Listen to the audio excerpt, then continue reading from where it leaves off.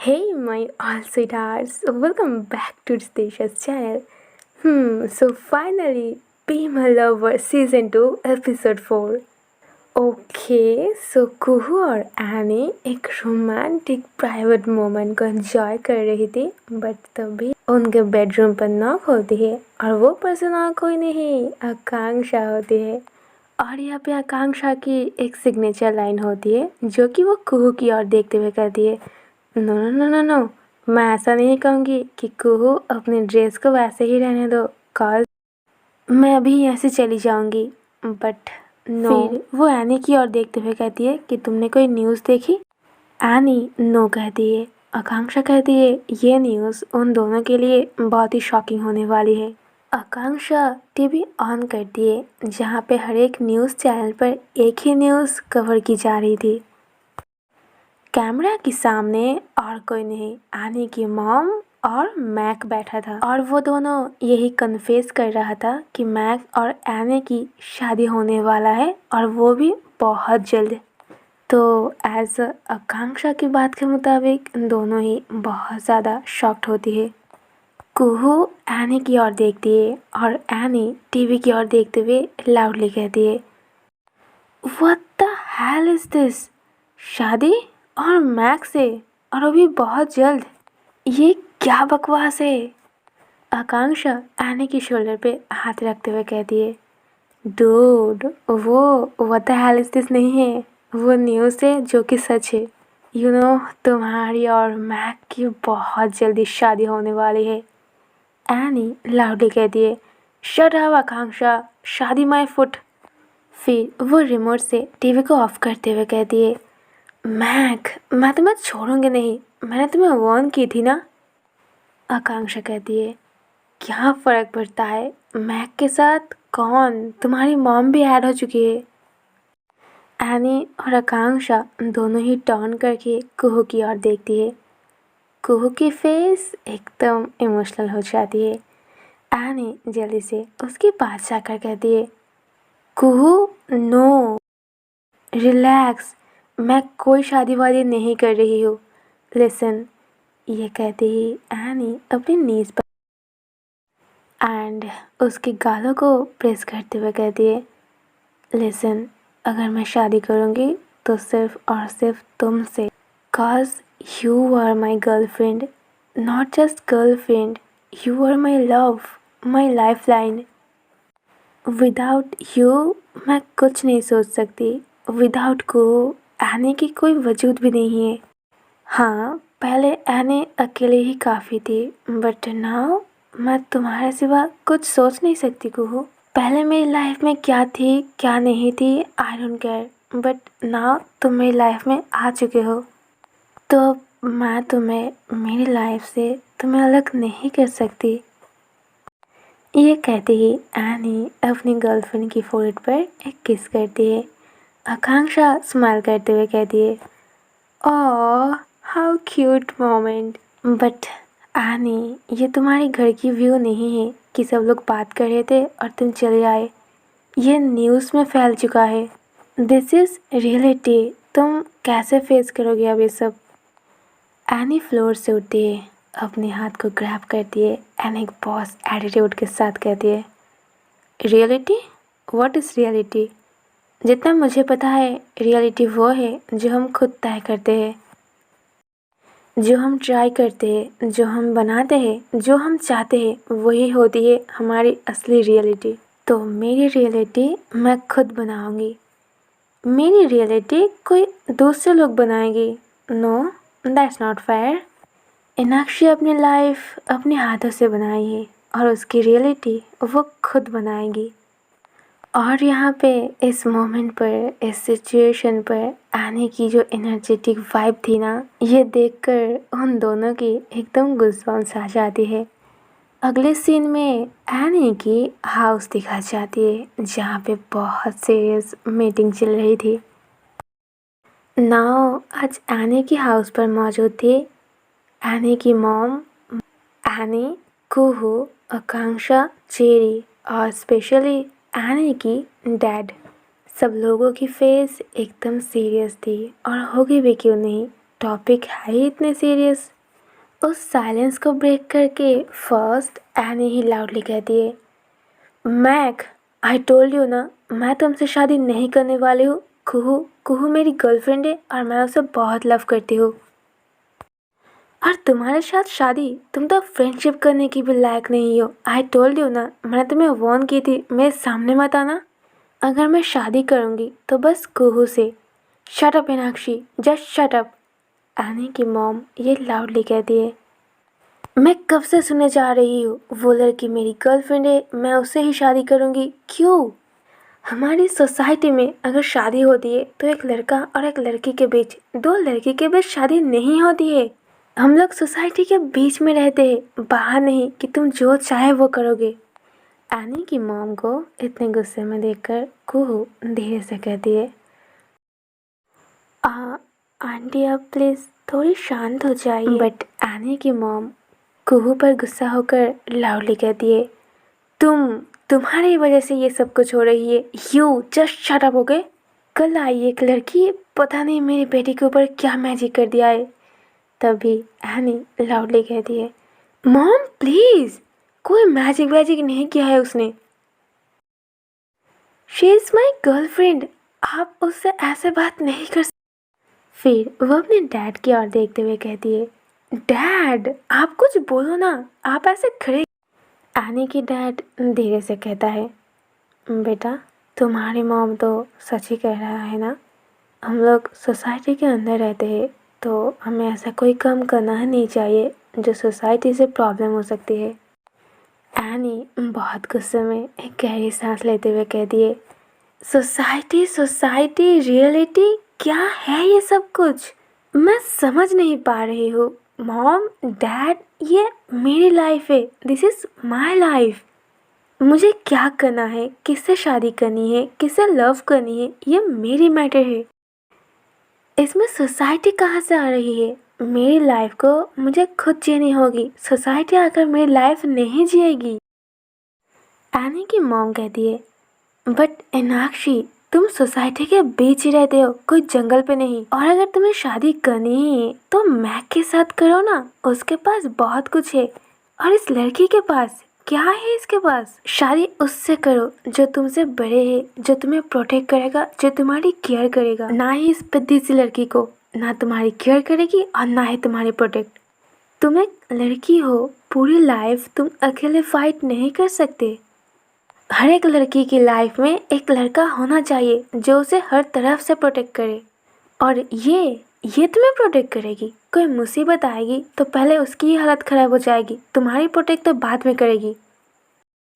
Any अपने हाथ को ग्रैब करते हुए कहती है, कॉज वो लड़की है। एनी की मॉम लाउडली कहती है, वही तो मैं बोल रही हूँ, क्यों एक लड़की के साथ शादी क्यों करनी है तुम्हें? क्या मिलेगा तुम्हें उससे शादी करके? क्या मिलेगा? होगा क्या? एनी अपनी मॉम से जाकर कुछ कहने वाली होती है, तभी कुहू जल्दी से एनी के हाथ को होल्ड करते हुए कहती है, एनी प्लीज़ आप रहने दो ना, अभी आपकी मॉम बहुत परेशान है, वो मुझे लेकर परेशान है, वो बहुत गुस्से में है, आप प्लीज़ उनसे ऐसे बात मत करो। एनी बात तो लाउडली कर रही थी, बट जब कुहू से टच करके ये सब कहती है तो एनी की वॉइस शांत हो जाती है। वो धीरे से कहती है, बट कुहू मैंने क्या कहा? ये तो लॉजिकल बात है ना। तभी एनी की मॉम लाउडली, हे यू, तुम होते कौन हो मेरी और मेरी बेटी के बीच बात करने वाले? ये हमारी फैमिली की बात चल रही है, हम दोनों के बीच बात हो रही है, तुम होते कौन हो? How day you? एनी बहुत शॉक्ड हो जाती है। कुहू ने उसकी मॉम के बीच में कुछ बात तो की ही नहीं, वो तो उसके साथ बात कर रही है। एनी को बहुत गुस्सा आ जाती है। वो लाउडली कहती है, मॉम बस करो, बहुत हो गया है। आप कुहू से कुछ नहीं कहोगे, कुछ भी नहीं। अगर आगे आप एक बार भी उसे इंसल्ट की ना तो मैं भूल जाऊंगी कि आप मेरी मॉम हो, और वैसे भी आप मेरी। तभी मैक कहता है, मीनाक्षी तुम ऐसे अपनी मॉम के साथ बात नहीं कर सकते। एनी कहती है, ओ जस्ट शट अप मैक, तुम तो बात ही मत करो यहाँ पर। एनी की मॉम कहती है, करेगी वो, ऑफ कोर्स करेगी वो, कॉज वो मेरी सन इन लॉ है। एनी बहुत गुस्से में स्माइल करते हुए कहती है son in law? Mom, son in law? Seriously? मैंने शादी की ही कब? Wow, I am speechless. मतलब मेरी शादी हो भी नहीं और आपने उसे सन इन लॉ मान भी लिया। आप ना एक काम करो, उसे अपनी सन इन लॉ मान, बट उसे मेरी हस्बैंड नहीं। तभी एनी की डैड उसके पास आकर कहता है, एनी शांत हो जाओ, चीज़ों को समझने की कोशिश करो। हम सोसाइटी में रहते हैं, तुम्हें अगर शादी करनी है तो तुम्हें मैक से ही करनी होगी। तुम उससे शादी क्यों नहीं कर सकते? आखिर प्रॉब्लम क्या है? एनी शांत वॉइस में कहती है, मुझे पसंद नहीं है डैड, मुझे नहीं करनी शादी। आई जस्ट फील लाइक कि मैं उसकी गुलामी करने वाली हूँ। एक लड़का से शादी करना मतलब उसकी गुलामी करनी होती है। वो जो चाहता है, जैसा चाहता है, हमें वैसा ही करनी पड़ती है। क्यों? शादी एक बहुत बड़ी बात होती है। दो पर्सन जिन्हें आगे की लाइफ एक साथ गुजारनी होती है। तो अगर वही लाइफ पार्टनर मेरी खुद की चॉइस की नहीं होती है और वो मुझे टॉर्चर करती है तो लाइफ बहुत बदतर हो जाती है डैड। हम लोग हमारी खुशी और हमारी इंडिपेंडेंट खो देते। तभी एनी की मॉम कहती है, मतलब तुम ये कहना चाहते हो कि हम सबकी लाइफ बदतर हो चुकी है? मैं तुम्हारी डैड की गुलामी कर रही हूँ, मेरी कोई हैप्पीनेस नहीं है, मेरी इंडिपेंडेंस छीन चुकी है, तुम ये कह। एनी एक गहरी सांस लेते हुए कहती है, ऐसी बात नहीं है। उसकी मॉम कहती है, तो कैसी बात है, समझाओ मुझे। एनी कहती है, आपकी लाइफ में हैप्पीनेस है कॉज आपने आपके लाइफ में उस पर्सन को चूज़ की जिन्हें आप लाइक करते हो, जिन्हें आप पसंद करते हो, जो आपकी केयर करता है, जो आपकी रिस्पेक्ट करती है, जिनके साथ आप हैप्पीनेस फील करते हो। और अगर आप सोचो कि आपकी शादी एक ऐसे पर्सन के साथ होती जिन्हें आप लाइक नहीं करते हो, आप पसंद नहीं करते हो, वो आपको रेस्पेक्ट नहीं करती है, वो आपको टॉर्चर करती है, तब जाके आपकी लाइफ कैसी होती? ऐसी होती? एनी की इस पूरी बातों से एनी की मॉम एकदम चुप हो जाती है। कॉज एनी की ये सारी बातें एकदम लॉजिकल और एकदम ट्रूथ थी। उसी के साथ शादी करना चाहिए जिसे आप लाइक करते हो, जो आपको रेस्पेक्ट करे, जो आपको प्यार दे, जिसके साथ आपको कंफर्टेबल फील हो, वो पर्सन जो आपके लिए सही है। और ये छोटी सी बात हर कोई समझती है, बट पॉइंट तो यहाँ ये है कि एनी एक लड़के को नहीं, एक लड़की से शादी कर रही है जो कि उसकी मॉम को बिल्कुल पसंद नहीं आती है। फिर एनी कुहू के पास जाती है, उसके हाथ को होल्ड करती है और एकदम स्ट्रेट फेस में कहती है, मॉम, डैड, मेरी बात आप लोग ध्यान से सुन लो। अगर मुझे शादी करनी है तो सिर्फ और सिर्फ मैं कुहू से ही शादी करूँगी। मेरे लाइफ पार्टनर बनने की हक और मुझे कंट्रोल करने की हक मैं बस कुहू को ही दूँगी और किसी को नहीं। और यही मेरी आखिरी फैसला है, तो आप मुझे सपोर्ट करो ना करो, आई डोंट केयर। शादी मैं सिर्फ और सिर्फ कुहू से ही करूँगी। ये कहते ही एक एटीट्यूड के साथ, एक वाइफ के साथ अपनी गर्लफ्रेंड के हाथ को होल्ड करके एनी वहाँ से निकल जाती है। पीछे पीछे आकांक्षा और चेरी भी आ जाती है। एनी की डैड अपनी बेटी की इस बिहेवियर से बिल्कुल भी गुस्सा नहीं होता है, बट वहाँ पे जो लोग ज़्यादा गुस्सा हो चुका है वो है एनी की मॉम और मैक। एनी के जाते ही दोनों एक दूसरे की ओर देखती है, लाइक मिशन तो अनकम्प्लीट हो चुकी है। बट वो क्या है ना, एक बात है, रस्सी जल गई पर बल नहीं गया। दोनों के बीच ठीक वैसे ही होती है। दोनों ही मन में कुछ न कुछ सोच लेती है, ये रास्ता नहीं तो कोई और रास्ता सही, पर ये मिशन तो हम कंप्लीट करके ही रहेंगे।